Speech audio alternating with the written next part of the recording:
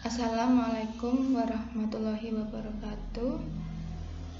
Hari ini akan dipaparkan mengenai materi ISO 14001 versi 2015 yang berkaitan tentang sistem manajemen lingkungan. Untuk materi hari ini kita akan belajar mengenai klausul 1 sampai dengan klausul 5. Sistem manajemen lingkungan berdasarkan ISO 14001 versi 2015 terdapat 10 klausul yang akan dijadikan persyaratan. Klausul pertama akan dibahas tentang ruang lingkup. Sertifikasi ISO ini menetapkan beberapa persyaratan untuk sistem manajemen lingkungan, di mana organisasi dapat menggunakannya untuk peningkatan kinerja lingkungan. Yang kedua, sistem manajemen lingkungan ini dapat digunakan oleh organisasi dalam upaya pengelolaan sebagai tanggung jawab lingkungan secara sistematis. Yang ketiga, membantu organisasi mencapai hasil yang diharapkan, yang memberikan manfaat bagi lingkungan, organisasi itu sendiri maupun pihak-pihak yang berkepentingan. Pihak-pihak yang berkepentingan di sini bisa dimasukkan dalam hal pemerintah, supplier, maupun konsumen. Masyarakat termasuk dalam pihak-pihak yang berkepentingan karena masyarakat tersebut dapat mempengaruhi atau dipengaruhi oleh organisasi tersebut. Yang keempat adalah standar ini bersifat universal, di mana berlaku untuk organisasi apapun dilihat dari ukuran, jenis maupun sifatnya. Dan standar ini juga berlaku untuk beberapa aspek lingkungan yang dilihat dari kegiatan, produk, dan jasa yang ditentukan oleh organisasi. Hasil yang diharapkan dari suatu sistem manajemen lingkungan meliputi yang pertama, peningkatan kinerja lingkungan. Yang kedua, pemenuhan kewajiban kepatuhan. Dan yang terakhir, pencapaian dalam hal tujuan lingkungan dari suatu organisasi tersebut. Yang kelima adalah standar ini tidak menetapkan kriteria kinerja lingkungan tertentu. Standar ini dapat digunakan seluruhnya atau sebagian untuk secara sistematis meningkatkan pengelolaan lingkungan. Klausul kedua pada sistem manajemen lingkungan standarisasi ISO 14001 versi 2015. Klausul kedua menjelaskan mengenai acuan normatif. Di sini tidak banyak yang dibahas karena di dalam klausul kedua ini tidak menggunakan acuan normatif. Selanjutnya pada klausul 3. Klausul 3 ini akan menjelaskan mengenai istilah dan definisi. Jadi penjelasan mengenai istilah-istilah dan definisi yang akan digunakan definisinya pada dokumen Sistem Manajemen Lingkungan ISO 14001 versi 2015. Jadi di klausul 1 sampai dengan klausul 3 tidak ada dokumen yang harus dipersiapkan untuk pelaksanaan sertifikasi ISO tersebut. Istilah-istilah yang terkait dengan organisasi dan kepemimpinan. Di sini terdapat istilah sistem manajemen, yaitu kumpulan elemen yang saling berkaitan atau saling berinteraksi dari sebuah organisasi. Sebuah sistem manajemen ini akan terdiri dari beberapa disiplin ilmu tunggal seperti kualitas, lingkungan, kesehatan, ilmu hukum, manajemen keuangan. Itu merupakan beberapa disiplin ilmu yang akan tergabung dalam suatu sistem manajemen yang memang mempunyai tujuan untuk mencapai tujuan dari suatu organisasi tersebut. Yang kedua adalah sistem manajemen lingkungan. Sistem manajemen lingkungan ini merupakan bagian dari suatu sistem manajemen yang digunakan untuk yang pertama mengelola aspek lingkungan, yang kedua adalah memenuhi kewajiban kepatuhan. Kepatuhan di sini adalah kewajiban dalam peraturan pemerintah, dan yang terakhir adalah menangani risiko dan peluang. Selanjutnya ada istilah kebijakan lingkungan.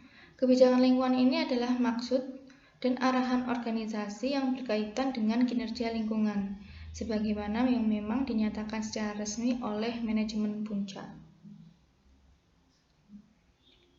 Ada juga istilah organisasi.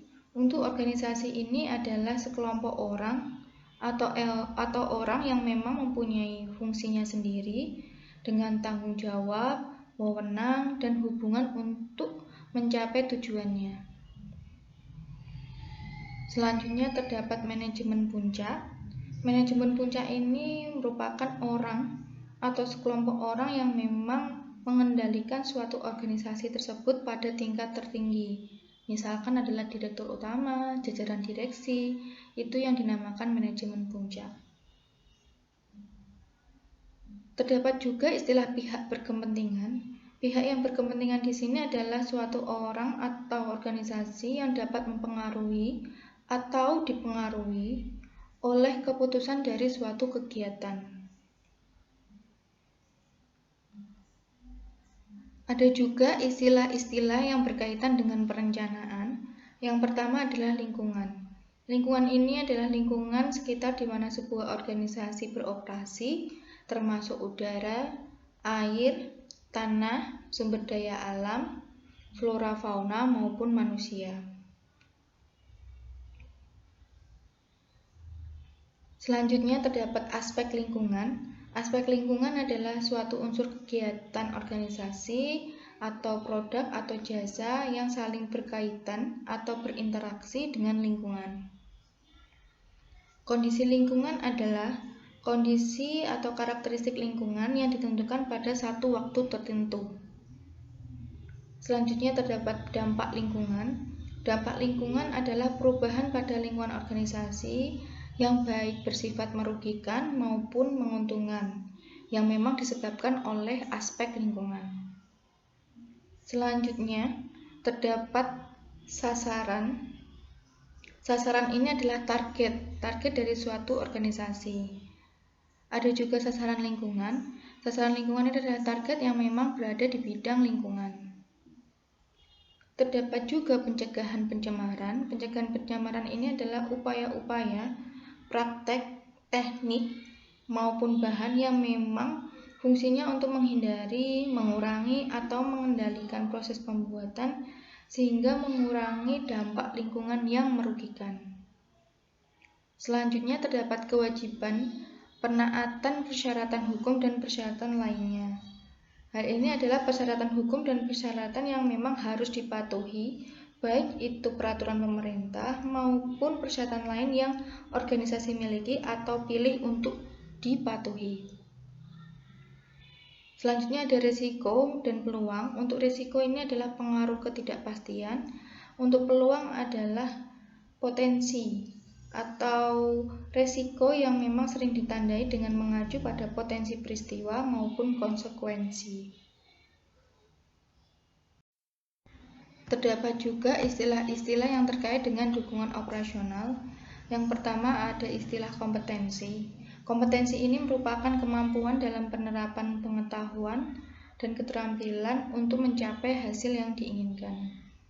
Lalu juga ada informasi yang terdokumentasi. Hal ini adalah informasi yang diperlukan untuk dikendalikan maupun dikelola oleh organisasi tersebut untuk dilakukan penyimpanan media informasi. Selanjutnya terdapat istilah daur hidup. Daur hidup ini adalah urutan tahapan yang saling terkait dari suatu sistem maupun jasa yang dihasilkan dari suatu organisasi tersebut.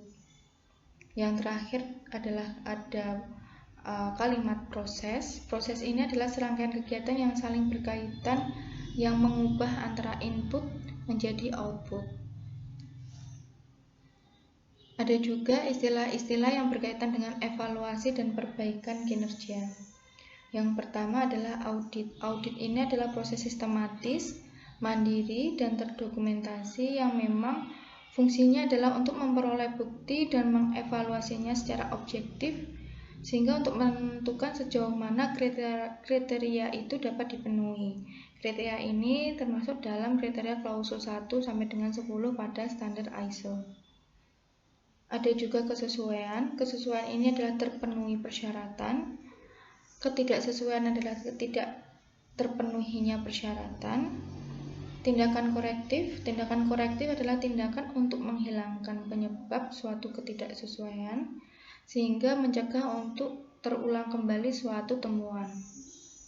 Perbaikan berkelanjutan ini adalah kegiatan yang berulang untuk meningkatkan kinerja di bidang lingkungan. Ada juga istilah efektivitas. Efektivitas ini adalah sejauh mana kegiatan yang direncanakan dapat terrealisasi dan hasil yang direncanakan atau target yang diinginkan itu tercapai. Ada juga indikator. Indikator ini adalah representasi terukur dari suatu kondisi, manajemen, maupun kondisi organisasi itu sendiri. Ada istilah pemantauan. Pemantauan itu adalah penentuan status sistem, proses, maupun aktivitas. Ada juga pengukuran. Pengukuran adalah proses untuk penentuan nilai. Kinerja. Kinerja ini adalah hasil yang terukur dari target yang sudah ditentukan. Lalu yang terakhir ini adalah kinerja lingkungan. Kinerja yang memang berkaitan dengan pengelolaan aspek lingkungan. Untuk kinerja ini dapat berhubungan dengan pengelolaan aktivitas, proses, maupun produk sampai dengan jasa yang dihasilkan.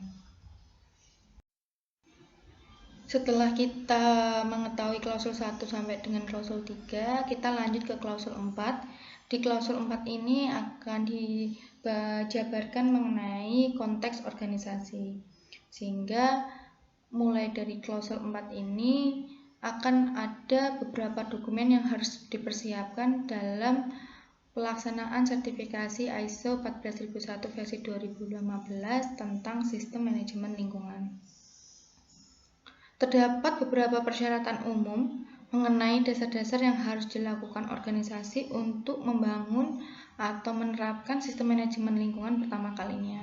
Yang pertama yang perlu dipersiapkan pada poin 4.1 adalah memahami organisasi dan konteksnya. Jadi organisasi harus dapat menetapkan masalah eksternal dan internal yang memang mempunyai hubungan atau relevan dengan organisasi itu sendiri, sehingga menghasilkan isu eksternal dan isu internal. Di sini untuk menentukan masalah ini bisa dapat dilihat dari masalah kondisi lingkungan yang dipengaruhi organisasi, bisa juga masalah yang memang mampu mempengaruhi organisasi. Karena kita akan membahas mengenai sistem manajemen lingkungan, jadi kita perlu menentukan atau dapat mengidentifikasi isu-isu internal dan eksternal yang berhubungan dengan lingkungan, baik itu dari eksternal maupun internal.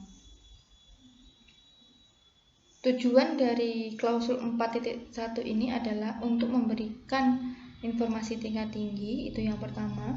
Yang kedua adalah pemahaman konseptual dari isu-isu yang penting yang dapat mempengaruhi baik itu positif maupun negatif. Yang terakhir adalah bagaimana cara organisasi untuk mengelola tanggung jawabnya terhadap lingkungan. Itu adalah tujuan dari klausul poin 4.1. Berikut adalah contoh salah satu cara untuk mengidentifikasi atau menentukan isu internal maupun isu eksternal. Untuk mendapatkan isu-isu tersebut, kita harus dapat memahami konteks organisasi terlebih dahulu. Yang pertama, kita harus tahu kondisi lingkungan yang berkaitan dengan organisasi tersebut. Yang pertama bisa dilihat dari aspek iklim, aspek kualitas udara, aspek kualitas air, sampai ke keanekaragaman hayati. Dengan kondisi lingkungan tersebut, maka kita dapat mengidentifikasi isu eksternal dan isu internalnya yang dilihat dari sisi pandang. Untuk isu eksternal ada dari kebudayaannya, sosial, politik, perundangan, sampai dengan level internasional, nasional, maupun regional lokal. Jadi, kondisi lingkungan yang ada di organisasi, maka kita bikin sudut pandang dari sisi isu eksternalnya, apa yang memang berkaitan sehingga dapat dijadikan isu eksternal. Hal ini juga akan berlaku pada isu internal. Isu internal ini akan mengacu pada aktivitas dari organisasi itu sendiri, produk jasa yang dihasilkan, arahan strategi dari organisasi, sampai dengan kapabilitas SDM-nya, pengetahuan SDM, sampai ke sistem organisasi itu sendiri. Jadi kita dapat mengidentifikasi isu-isu tersebut dengan sudut pandang lingkungan karena kita membicarakan mengenai sistem manajemen lingkungan ISO 14001 versi 2015. Karena kalau kita bicara isu internal eksternal, seluruh ISO akan juga disuruh atau disarankan untuk melakukan identifikasi isu internal dan eksternal. Tetapi bisa dilihat mana konsentrasinya, apakah menggunakan ISO mutu sehingga kita harus mengidentifikasi secara mutu, atau menggunakan ISO lingkungan, kita mengidentifikasi atau menetapkan isu tersebut yang berkaitan tentang lingkungan. Ini adalah contoh dari identifikasi isu internal dan eksternal pada manufaktur obat atau farmasi. Jadi di sini dapat kita lihat ada beberapa isu internal dan isu eksternal, tetapi ketika kita baca ini lebihnya ke secara umum. Jadi tidak ada hubungannya dengan lingkungan. Saya akan kasih contoh beberapa isu internal yang akan berhubungan dengan lingkungan. Isu internal ini bisa dilihat dari kualifikasi dari organisasi tersebut. Kita bisa lihat dari SDM. Apakah SDM yang kita punyai dari organisasi kita sudah memenuhi kualifikasi yang ditentukan oleh pemerintah, yaitu setiap organisasi atau industri diwajibkan harus mempunyai petugas penanggung jawab pengoperasian instalasi pengolahan air limbah. Itu yang pertama. Yang kedua, industri diwajibkan untuk mempunyai penanggung jawab pengolahan limbah B3. Nah, apakah itu sudah ada pada organisasi kita sehingga bisa dijadikan sebagai isu internal? Ada juga apakah organisasi kita mempunyai instalasi pengolahan air limbah, di mana hal itu diwajibkan kepada seluruh organisasi, baik itu yang bergerak di bidang kesehatan maupun yang bergerak di bidang industri, diwajibkan untuk mengelola limbah cairnya menggunakan instalasi pengolahan air limbah. Apakah dalam organisasi tersebut sudah mempunyai pengolahannya? Itu juga bisa masuk dalam isu internal. Ada juga sampel contoh dari isu internal, yaitu apakah SDM atau karyawan sudah dapat memilah-milah hasil dari sampah yang dihasilkan menjadi sampah yang organik maupun organik, karena banyak temuan bahwa sampah yang sudah disediakan tempat sampah tetapi dalam prakteknya masih banyak sampah yang tidak masuk dalam kategori tersebut, sehingga bisa dijadikan isu bahwa beberapa karyawan tidak mempunyai kesadaran untuk melakukan atau penerapan dalam sistem manajemen lingkungan pada suatu organisasi tersebut. Itu adalah beberapa contoh isu internal yang berkaitan dengan lingkungan, dan itu masih banyak lagi. Yang kedua, ini adalah contoh isu eksternal. Isu eksternal ini nanti akan berkaitan dengan pihak-pihak yang berkepentingan. Salah satunya adalah masyarakat. Untuk masyarakat ini bisa kita lihat salah satu isunya, apakah masyarakat mempunyai komplain terhadap organisasi tersebut karena adanya limbah cair yang dihasilkan menimbulkan bau sehingga masyarakat merasa terganggu terhadap limbah bau tersebut. Yang kedua, ada juga masalah isu eksternal yang berkaitan dengan pemerintah, di mana terdapat beberapa peraturan terbaru yang mengatur mengenai limbah, baik itu limbah B3, peraturan tentang baku mutu limbah cair maupun limbah udara yang sekarang sedang terbit. Diharapkannya organisasi dapat mematuhi sesuai dengan yang diharapkan dari pemerintah tersebut. Itu merupakan salah satu isu eksternal yang berhubungan dengan lingkungan. Selanjutnya pada klausul 4, poin 4.2 yang berkaitan tentang memahami kebutuhan dan harapan pihak-pihak yang terkait. Jadi organisasi harus menetapkan yang pertama pihak-pihak berkepentingan yang relevan. Jadi kita harus menetapkan pihak-pihak kepentingan siapa saja yang memang berhubungan dengan organisasi kita. Yang pertama bisa masyarakat, pemerintah, supplier, sampai dengan konsumen dari suatu organisasi tersebut. Itu masuk dalam pihak-pihak yang berkepentingan. Karena apa? Karena setiap keputusan organisasi dapat mempengaruhi maupun dipengaruhi oleh pihak-pihak tersebut. Selanjutnya ada kebutuhan dan harapan dari pihak-pihak yang berkepentingan yang relevan. Ini misalkan adalah pemerintah. Pemerintah mengeluarkan beberapa peraturan yang harapannya dapat dipatuhi oleh organisasi, baik itu dari bidang kesehatan, pendidikan, sampai dengan industri. Harapannya seperti itu, sehingga mau nggak mau organisasi diwajibkan untuk melakukan kepatuhan, sehingga harapan yang dibutuhkan oleh pihak yang berkepentingan tersebut dapat tercapai. Yang ketiga adalah kebutuhan dan harapan yang selanjutnya menjadi kewajiban untuk dipenuhi.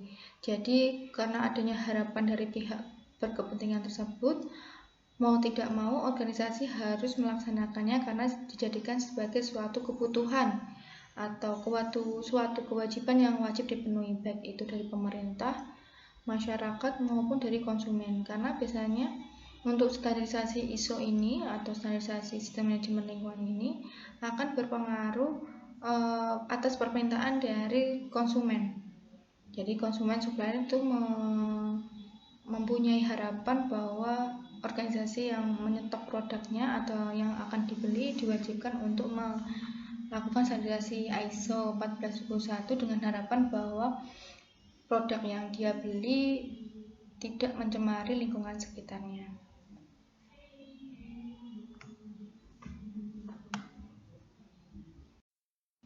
Selanjutnya pada klausul 4, poin 4.3 mengenai menentukan lingkup atau ruang lingkup sistem manajemen lingkungan. Jadi suatu organisasi harus menentukan batas dan penerapan sistem manajemen lingkungan itu untuk penentuan ruang lingkupnya. Jadi ruang lingkup ini adalah suatu pernyataan atau perwakilan dari suatu operasi organisasi di mana yang menyatakan bahwa batas-batas SML atau sistem manajemen lingkungan ini yang seharusnya diterapkan pada pihak-pihak yang berkepentingan atau organisasi itu sendiri. Setelah organisasi itu menegaskan atau mempunyai keputusan untuk penerapan standar ini, maka persyaratan pernyataan ruang lingkup ini akan tersedia untuk pihak-pihak yang berkepentingan maupun organisasi itu sendiri. Berikut ini adalah beberapa pertimbangan yang dapat dilakukan untuk penentuan ruang lingkup atau batas-batas wilayah penerapan sistem manajemen lingkungan. Yang pertama adalah masalah internal dan eksternal. Jadi dari poin 4.1 tadi kita sudah bisa untuk mengidentifikasi masalah isu internal maupun isu eksternal. Yang kedua adalah tentang kewajiban kepatuhan yang dimaksudkan dalam klausul 4.2. Jadi beberapa peraturan pemerintah yang memang dijadikan suatu kewajiban pemenuhan bagi organisasi. Selanjutnya yang ketiga adalah batasan unit fungsi dan fisik organisasi. Yang keempat adalah kegiatan, produk dan jasa. Dan yang terakhir adalah kewenangan dan kemampuan untuk melakukan kontrol dan pengaruh. Ruang lingkup sistem manajemen lingkungan ini dimaksudkan untuk memperjelas batas-batas fisik mana saja yang memang akan dilakukan penerapan sistem manajemen lingkungan. Jadi misalkan dalam suatu organisasi itu kan terdiri dari beberapa divisi. Mungkin manajemen puncak hanya memberikan keputusan bahwa untuk yang dilaksanakan sertifikasi ISO 14001 bagian produksi saja, bagian quality control saja. Nah, itu bisa. Jadi tidak semua dalam suatu organisasi dilakukan penerapan sertifikasi, tapi hanya batas-batas tertentu boleh, hanya satu divisi boleh. Jadi tergantung dari kebijakan organisasi tersebut. Selanjutnya, lingkup sistem manajemen lingkungan biasanya ini adalah berfungsi untuk memperjelas batas-batas fisik organisasi di mana penerapan sistem manajemen lingkungan itu diberlakukan. Selain itu, Organisasi ini juga memiliki kebebasan maupun fleksibilitas dalam penentuan ruang lingkup. Yang ini sudah tadi dibahas bahwa untuk penentuan sertifikasi ISO ini terserah oleh organisasi tersebut untuk menentukan apakah yang atau batasan mana saja yang akan dilakukan sertifikasi, apakah bagian perkantoran saja, bagian produksi saja boleh. Jadi tergantung dari kebijakan manajemen puncak. Dalam menentukan ruang lingkup ini, kredibilitas sistem manajemen lingkungan tergantung pada pilihan batasan-batasan organisasi. Jadi, organisasi dapat mempertimbangkan sejauh mana kontrol atau pengaruh yang dapat dikerahkan pada suatu kegiatan, produk, dan jasa dengan mempertimbangkan perspektif siklus hidup. Selanjutnya, ruang lingkup ini harus dipelihara sebagai informasi yang terdokumentasi dan tersedia bagi pihak yang berkepentingan. Jadi memang untuk ruang lingkup ini memang biasanya diselenggarakan atau diwajibkan juga untuk pihak-pihak yang berkepentingan. Pihak-pihak berkepentingan ini contohnya adalah yang diwajibkan biasanya adalah pihak outsourcing atau supplier yang biasanya juga ikut bergabung dalam suatu organisasi. Selanjutnya pada klausul 4 poin 4.4 tentang sistem manajemen lingkungan. Untuk mencapai hasil yang diharapkan, biasanya organisasi ini akan menentukan atau menetapkan, menerapkan, memelihara, dan meningkatkan dari penerapan sistem manajemen lingkungan.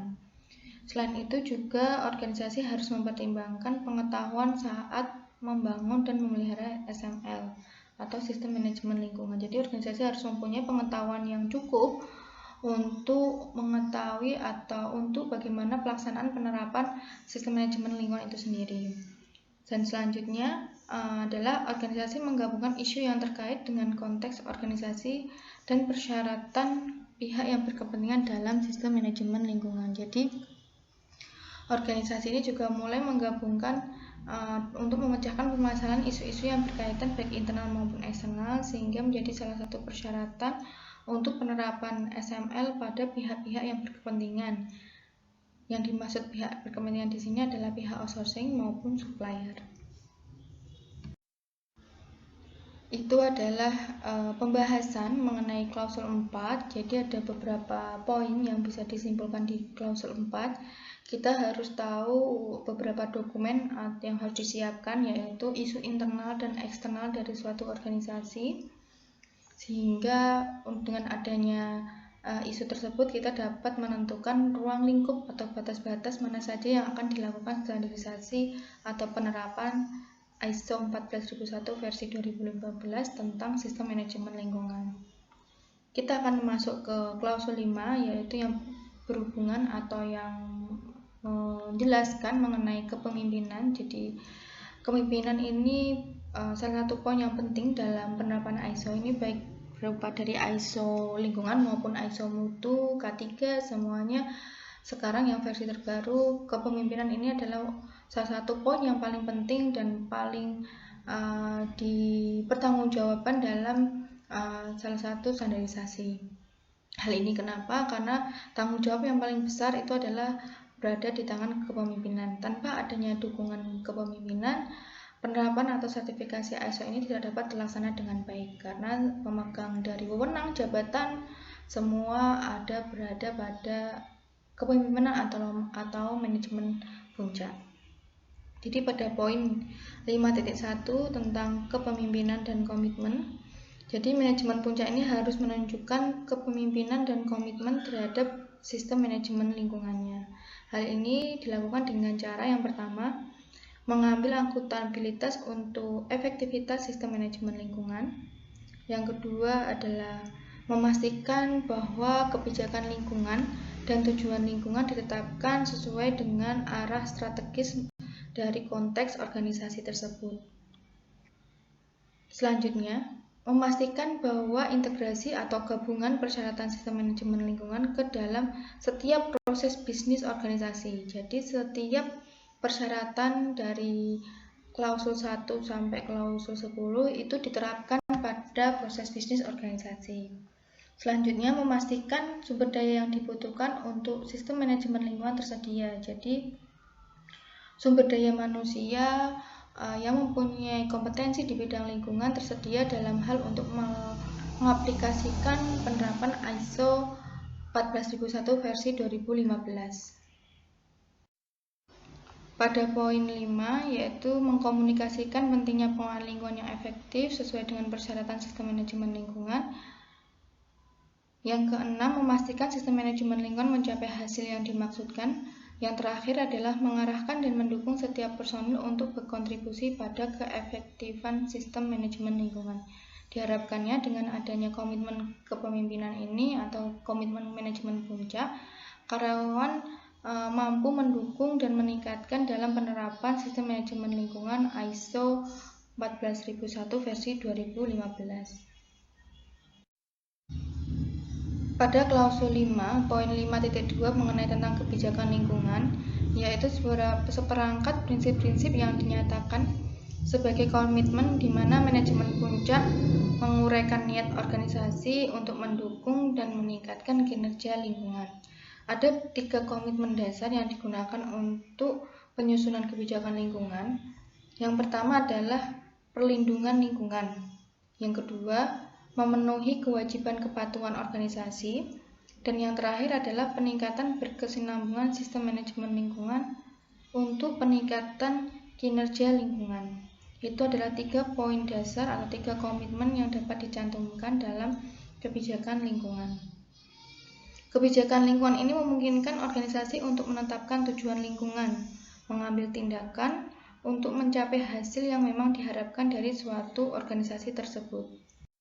Pada saat penyusunan kebijakan lingkungan haruslah mempertimbangkan yang pertama adalah tujuan dan konteks organisasinya. Jadi termasuk sifat, skala maupun dampak lingkungan yang memang dihasilkan dari suatu organisasi tersebut harus perlu diperhatikan. Yang kedua, menyediakan kerangka kerja untuk penetapan tujuan lingkungan. Yang ketiga, mencakup komitmen perlindungan lingkungan, di mana termasuk pencegahan polusi dan mempunyai komitmen yang relevan terhadap konteks organisasi. Selanjutnya juga ada mencakup komitmen untuk pemenuhan kewajiban kepatuhan, yaitu peraturan pemerintah yang sudah ditetapkan. Yang terakhir adalah mencakup komitmen untuk perbaikan yang berkelanjutan atau berkesinambungan dari suatu sistem manajemen lingkungan untuk peningkatan kinerja lingkungan. Kebijakan lingkungan itu ketika sudah disusun, maka harus dilakukan yang pertama dipertahankan sebagai informasi yang terdokumentasi. Diharapkan dengan adanya kebijakan lingkungan yang sudah disusun, maka dilakukan dokumentasi, disahkan secara resmi, ditandatangani oleh manajemen puncak, lalu disimpan dan dipampang di bagian mading atau tempat-tempat koridor yang menjadi lalu lalang bagi karyawan, sehingga setiap karyawan yang melewatinya dapat membaca, sehingga harapannya personel atau SDM yang ada di organisasi tersebut dapat membantu atau mendukung dari penerapan SML tersebut. Yang kedua adalah dikomunikasikan dalam organisasi. Setiap acara rapat, setiap acara inspeksi, setiap acara pemberitahuan diwajibkan untuk dibacakan kebijakan lingkungan secara periodik dan berkala, sehingga personel dan SDM selalu diingatkan dalam penerapan standarisasi sistem manajemen lingkungan. Yang terakhir adalah tersedia untuk pihak yang berkepentingan. Jadi ada beberapa organisasi ini juga mewajibkan pihak-pihak yang berkepentingan, misalkan ada outsourcing yang ada di dalam organisasi tersebut untuk penerapan juga untuk membantu dalam pelaksanaan sistem manajemen lingkungan standarisasi ISO 14001 versi 2015. Berikut ini adalah salah satu contoh kebijakan lingkungan yang ada pada suatu organisasi, yaitu PT Buana Karya Bakti. Di sini melampirkan bahwa kebijakan tersebut digabungkan dengan mutu, karena mungkin di dalam organisasi tersebut menerapkan juga ISO 9001 tentang manajemen mutu. Yang tadi sudah saya sampaikan bahwa beberapa standarisasi yang terbaru pada versi 2015 sampai sekarang sudah menggunakan 10 klausul, di mana salah satu tambahan klausul sebelumnya yang sekarang ditambahkan adalah klausul 5, yaitu klausul kepemimpinan, di mana komitmen pemimpinan atau manajemen puncak sangat dibutuhkan untuk penerapan standarisasi ini. Jadi untuk pemenuhan atau dokumen yang dipersiapkan dalam klausul 5 itu adalah kebijakan. Kebijakan ini yang berhubungan dengan ISO 14001 adalah kebijakan lingkungan. Di sini kita bisa lihat ada beberapa kebijakan atau komitmen manajemen puncak yang dituangkan dalam suatu kebijakan. Yang pertama adalah menerapkan sistem manajemen mutu ISO 9001 versi 2015 dan sistem manajemen lingkungan ISO 14001 versi 2015 menjadi pondasi penerapan sistem lainnya. Yang kedua, menerapkan prinsip dan kriteria Indonesia Sustainable Palm Oil dalam memastikan ketaatan organisasi terhadap regulasi yang berlaku. Ya, ini masuk dalam kategori kewajiban kepatuhan. Dalam poin 3 menyebutkan bahwa meningkatkan kinerja pengolahan lingkungan melalui program penilaian peringkat kinerja perusahaan atau PROPER dengan kategori hijau. Jadi saya sudah simpulkan bahwa ketika kita belajar atau membicarakan tentang ISO, ini adalah hal yang tidak diwajibkan karena termasuk salah satu kebutuhan dari suatu organisasi. Tetapi kalau kita membicarakan PROPER, ini adalah PROPER adalah sesuatu yang diwajibkan oleh KLHK atau pemerintah untuk organisasi dalam pelaksanaan PROPER tersebut. Yang terakhir adalah selalu menganalisa konteks organisasi dan perubahan regulasi yang digunakan sebagai masukan dalam membuat perencanaan organisasi yang ditandatangani oleh Direktur Utama Imam Satoto Yudhoyono. Jadi ini adalah salah satu contoh kebijakan lingkungan yang ada pada organisasi, karena organisasi tersebut juga menerapkan ISO mutu, maka kebijakan itu bisa dijadikan satu. Nah, ini juga bisa dijadikan satu dengan kebijakan lainnya. Misalkan ISO tentang K3 45001 bisa dijadikan satu, jadi kebijakan K3 lingkungan dan mutu. Jadi ketika suatu perusahaan itu menerapkan beberapa standarisasi ISO, sehingga bisa digabungkan kebijakannya jadi satu. Selanjutnya pada poin 5.3 yaitu mengenai tentang peran organisasi, tanggung jawab dan wewenang, di mana manajemen puncak harus memastikan bahwa tanggung jawab, wewenang untuk peran yang relevan ditugaskan dan dikomunikasikan dalam organisasi. Selanjutnya, pihak yang terlibat dalam sistem manajemen lingkungan harus memiliki pemahaman yang jelas tentang peran, tanggung jawab, dan wewenang, sehingga persyaratan yang diinginkan atau hasil yang dicapai atau target yang diinginkan itu dapat dicapai. Hal ini tentunya poinnya adalah peran dan tanggung jawab yang spesifik ini dapat didelegasikan kepada personel atau SDM yang memang mempunyai kompetensi di bidang lingkungan. Seperti kita nanti lulusan di S1 Ilmu Lingkungan dapat didelegasikan atau personel yang memang mempunyai kompetensi dalam hal pengelolaan dan pemantauan lingkungan. Peran organisasi, tanggung jawab, dan wewenang. Jadi manajemen puncak harus menetapkan peran, tanggung jawab atau wewenang untuk yang pertama memastikan sistem manajemen lingkungan ini sesuai dengan persyaratan. Yang kedua, melaporkan kinerja sistem manajemen lingkungan kepada manajemen puncak. Jadi manajemen puncak mempunyai wewenang untuk menyediakan sumber daya manusia yang memang mempunyai kompetensi di bidang lingkungan untuk melakukan persyaratan sistem manajemen lingkungan. Kalau kita lihat di struktur organisasi perusahaan, direktur utama yang paling atas ini adalah yang mempunyai wewenang dan jabatan yang termasuk dalam manajemen puncak. Nanti dia akan mempunyai wewenang untuk menetapkan yang berhak bertanggung jawab di bidang lingkungan, karena kita belajar mengenai ISO lingkungan. Di sini kalau kita lihat struktur organisasinya, orang lingkungan akan masuk dalam departemen atau divisi HSE Manager, Health, Safety, dan Environment. Jadi orang lingkungan yang akan nanti bertanggung jawab untuk melakukan segala aplikasi yang ada di lingkungan, baik itu pemantauan dan pengelolaan lingkungan, lalu hasilnya diharapkan atau diwajibkan untuk dilaporkan kinerjanya ke manajemen puncak atau direktur utama. Jadi ketika kita sebagai orang ilmu lingkungan atau ahli lingkungan, maka akan masuk dalam divisi HSE Manager atau divisi HSE Health, Safety, dan Environment.